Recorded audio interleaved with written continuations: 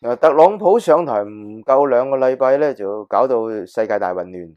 咁簽咗好多行政命令啦，其中一個咧就引發美國同埋佢嘅盟友咧即係非常之憤怒嘅抗議浪潮，就係咧就下令咧就係不准7個穆斯林嘅國家即使嗰啲人咧攞到簽證啦都唔可以入境。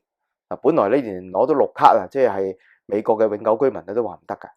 咁後來咧就稍稍做出讓步呢啲得啦咁。咁但係咧即係影響嗰個深遠咧，影響之大咧我諗都係即係近世紀咧美國一個即係一個非常之大嘅危機。嗱當然阿特朗普呢個行政命令咧，亦都係佢嗰個競選承諾嘅一個部分。乜鬼叫你美國人選咗佢咩？係咪先？佢都係即係跟住個承諾做啫。咁當然喺美國咧雖然話有好大嘅抗議浪潮啦，仲有啲人會贊成嘅。香港都有人贊成㗎，係嘛？美國有種族主義者，香港都有種族主義嘅者㗎嚇。即係一刀切就當呢啲所有信奉伊斯蘭教嘅人咧都係恐怖主義嘅來源咧，我就覺得即係呢一種咁嘅種族主義咧，我諗喺今天咧已經係好落後嘅一種諗法。係非常之落後嘅一種意識形態，係好難接受。咁但係特朗普你選咗佢你冇佢辦法，佢就做咗呢樣嘢。我而家喺呢度想講咧，就係即係美國成個社會嗰個反應點樣去用咩去構成咧？美國呢一個即係呢個世界上最強嘅國家，即係特朗普呢種倒行逆施，引起民間社會又好，中層上層嗰個強烈嘅反應係咩一回事咧？對香港又有啲咩啟示咧？咁樣嗱，首先講緊大家都知美國係一個好中意訴訟嘅社會啦，一定有官司打啦。咁有一個組織咧就叫 ACLU， 叫美國呢個公民自由聯盟。咁呢個就係一個歷史悠久嘅組織嚟㗎啦，就會就一個公民權利同憲法有關嘅公民權利咧，會同政府對着幹嘅嚇。用中國嘅呢個即係名詞咧，呢一班咧就係維權律師嚟嘅。咁呢班維權律師咧就一直都係做呢個角色噶啦，即係譬如言論自由嘅問題啊、人身自由嘅問題啊、種族歧視嘅問題啦，佢為好多弱勢嘅人出頭嘅。咁今次亦都毫無例外地咧，主動去揾一啲被扣留喺機場嘅一啲入境者咧，同佢作出訴訟。咁官司咧就即係令到呢個特朗普嘅行政命令咧就受到一定程度嘅阻礙嚇。咁呢個咧就係美國嗰個法治嘅精神嘅體現，亦都係民間社會嗰個力量嘅體現。咁其次咧，美國係一個分權嘅國家嚟嘅，大家知道聯邦政府嘅權力咧唔係佢天生有嘅。美國立國嘅時候咧，其實大家都知道咧，美國嗰個憲法嘅精神咧就係要去制衡一個即係龐大不受控制呢個聯邦政府嘅。當時嘅佢哋嘅國庫眾數嘅，即係唔止一個啦嚇。大家都好擔心呢一個咧權力好大嘅呢個聯邦政府、中央政府咧，係對美國嘅每一個嘅人身自由咧會受到好大嘅影響。咁所以咧，佢哋個憲法好清楚咧，係一個分權嘅憲法，係一個聯邦制。即係話咧，其實每一個州咧本身某程度上邊咧係一個獨立國家，佢有佢自己嘅法律，有佢自己嘅行政嘅部門，有自己嘅司法機關。咁佢哋嘅每一個州嘅司法機關每一個州嘅行政部門唔少咧已經出咗嚟咧，提出咗抗議，亦都咧就表達咗佢好多嘅不滿聲音，甚至有啲州咧提出就話咧，你繼續咁做咧可能你個稅款我哋會行使呢個抵抗嘅呢個權利咧連稅我都唔交俾你聯邦政府嘅。咁對於特朗普嚟講咧，某程度上邊咧，雖然美國總統嘅權力係非常之大，但係咧都受到一定嘅制衡。嗱，我最想講嘅咧，其實就係講美國嘅呢個聯邦政府裏邊嘅呢個處理司法部長就係叫做耶茨佢英文名叫 Shelley。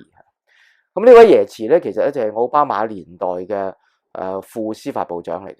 咁大家都要明白咧，司法部嘅部長咧，其實就係政治任命噶啦。咁就換政府咧，咁嗰個即係部長咧，就係需要隨住嗰個政府落任咧，佢就會撤換噶啦。咁大家都明白咧，美國係一個三權分立嘅社會啊，你要委任一個人做部長咧，係要經過好多嘅即係國會嘅一啲呢個所謂 hearing 即係呢個聆訊嘅一個程序，要俾啲國會議員咧問好多嘢然後先至咧批准你嗰個任命嘅。咁咧新嘅司法部長咧嗰個任命咧仍然咧係一個過程裏邊，仍然都未最後決定得到。咁所以咧呢位副司法部長阿耶茨咧就獲得做處理司法部長。嗱，佢做咗啲乜嘢咧？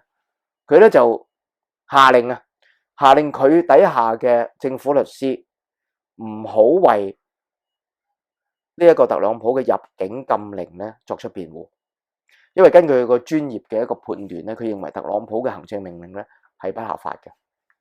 嗱，呢個咁嘅命令出咗嚟之後咧，就馬上引起特朗普政府嘅非常之強烈嘅反應啦，就寫咗個即係信俾佢，措辭強硬嘅信俾呢位耶茨咧，就馬上話要炒佢，因為話咧佢呢個做法咧係背叛咗司法部，佢唔執行呢個特朗普呢個命令咧，係即係完全係呢一個違反咗呢個政府嘅一個正常嘅運作噶。咁咧就炒咗呢一位耶茨之後咧，就委任另一位維珍尼亞州嘅檢察官咧做呢個處理嘅司法部長。嗱，我想講耶茨呢個咁嘅做法咧，其實大家都明白。司法部嘅處理嘅部長咧，其實如果你純粹當一份工咁打咧，當然即係你話同呢個梁振英比較啊，同就算同呢個教育局長吳德殿比較咧，可能佢薪水咧都唔係話佢哋咁多嘅。咁但係咧即係司法部長其實喺美國嚟講咧，位高權重咧，亦都係受人尊敬。喺呢個法律界裏邊咧，即係好多人都希望做一個咁嘅位置嘅。咁你話耶茨係咪想繼續做落去咧？我諗佢都唔好大嘅希望啦，因為換政府啦嘛咁樣。咁但係喺一個咁嘅環境底下，如果佢乖乖聽話執行特朗普嘅政策，佢可能咧繼續可以即係維持喺政府裏邊嘅職位一段短嘅時間。OK， 咁然後咧就完成咗佢呢一個咁嘅工作之後咧，咁然後先做第二啲即係薪高糧準嘅工作咁樣。但係一個人喺個關鍵嘅時刻、關鍵嘅位置嗰度做出咗個關鍵嘅決定，就向全美國嘅人民用佢個身份作出一個抗命嘅一個行動，係話俾美國人聽，特朗普呢個行政命令係非法嘅。嗱，呢一點就好重要，佢唔乖乖就範，而提出一種抗議嘅聲音，而預咗最後用一個咁即極端嘅手段咧，馬上去炒佢，佢全部係預晒噶啦，已經係嘛？但係佢呢個抗議聲音咧出咗嚟，係俾全世界、全美國人聽到。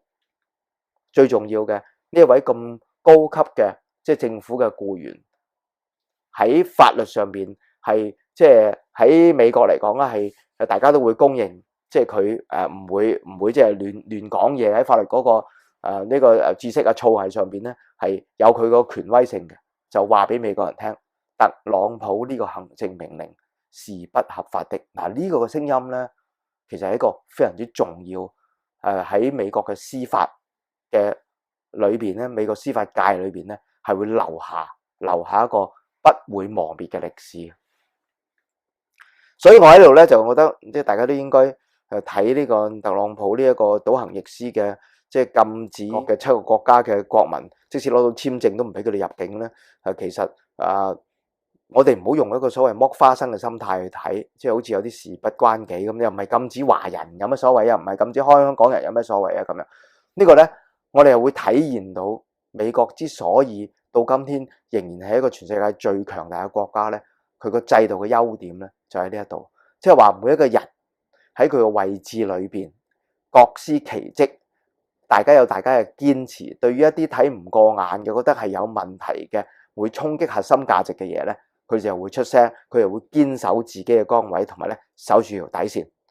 縱使自己不獲繼續去喺政府裏邊做嘢，甚至係立即被炒咧，冒住呢個危險咧，佢都會做。嗱，我哋翻返嚟香港，我哋諗一諗，我哋香港有冇啲咁嘅人咧？我哋香港嘅公務員裏邊有冇啲咁嘅人存在嘅咧？咁樣。咁我立時咧就諗起即係我哋嘅呢個律政司司長袁國強。有啲人就覺得你傻嘅咩？袁國強同呢個人比咁，某程度上，佢哋兩個嘅職能嘅係差唔多嘅，大家都係政府嘅係最高級嘅法律顧問。OK 嚇，亦都會就住一啲政府嘅一啲行動，會作出譬如話檢控啊咁樣嚇，或者係俾政府一個法律意見嘅。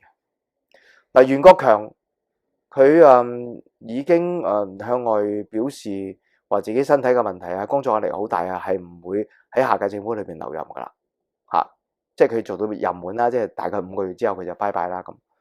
咁但係喺個任內咧係非常之多爭議嘅嘢嘅。我哋遠嘅唔講啦，就講最近2單，一單就人大釋法，大家仲記唔記得？就住呢個宣誓嘅問題。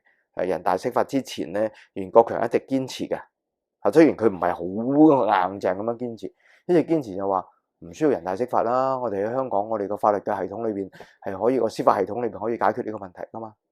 結果就嬲巴刮你，就人大釋法，佢 air 都冇 air 到，完全冇任何嘅意義。喺個法律年度開啓嘅時候咧，雖然佢都講過，我哋希望喺香港解決啦，不過咧人大釋法係完全係按照基本法做嘅，係好合理嘅。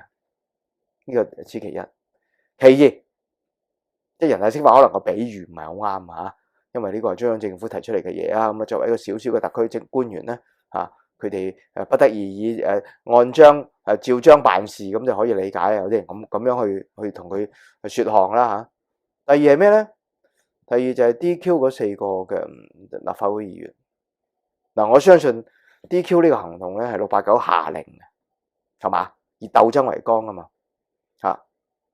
咁袁國強佢自己點諗咧？佢認為係咪啱咧？如果佢認為唔啱，佢會唔會抗命咧？如果律政司唔入稟嘅話，呢個 DQ 嘅行動係唔會出現嘅。咁點解要佢咁順攤咁做咧？佢圖過乜嘢咧？係咪所謂圖過咩啫？意思想點？佢野心喺邊度咧？如果你真係諗住自己唔撈啦，係嘛？喺呢個問題上邊，你唔好好似耶慈咁樣作出異議咧，冒住被炒嘅風險，冇咯，係嘛？我對於袁國強即係呢個寄望，好多人都會鬧我噶啦，即係點會對呢個人都有任何嘅希望咧？當然我呢個寄望，我認為都係錯嘅。不過我係對香港嘅呢個即係法律界係有寄望噶，即係話香港嘅法律界，我認為應該喺最關鍵嘅時候，堅持住、守住一啲唔可以逾嘅底線，我哋嘅核心價值唔會被徹底破壞，香港然後先至可以繼續按照以往嘅情況咁樣正常同埋健康運作落去嘅。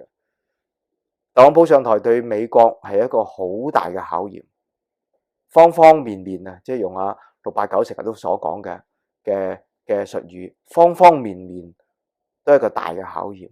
法律係考驗，政治係考驗，公民社會係考驗，自由係考驗，民主同人權都係考驗。我哋過往嗰4年半，其實對我哋嚟講咧，已經係有好多考驗噶啦。輸嘅嘢多，贏嘅嘢咧係極少。